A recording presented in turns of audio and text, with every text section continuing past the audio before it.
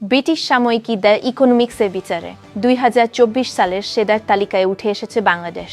শীর্ষ ধনী বা সবচেয়ে সুখী বা নৈতিকতার শ্রেষ্ঠত্বের জন্য নয়, বরং ছাত্র জনতার গণভ্যুত্থানে 1.5 দশকের স্বৈরাচারের পতন আর ডক্টর মোহাম্মদ ইউনূসের নেতৃত্বে নতুন যাত্রার সূচনার কারণে ব্রিটিশ সাময়িকী দ্য ইকোনমিস্ট এর এই মূল্যায়ন। আরও থাকছে ডেস্ক রিপোর্টে।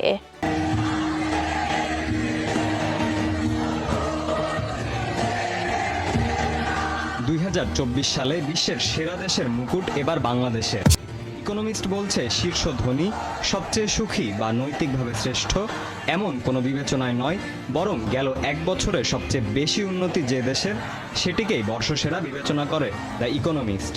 সেরা দেশ বাছাইয়ে এবার নিজেদের মধ্যে দফায় দফায় বিতর্কে লিপ্ত হন ইকোনমিস্টের সাংবাদিকরা। তাদের বিচারে ছাত্র জনতার গণ অভ্যুত্থানে একটি জাতির ঘাড়ে চেপে থাকা 1.5 দশকের স্বৈরাচারের পতন বিশ্বে এক অনন্য ঘটনা।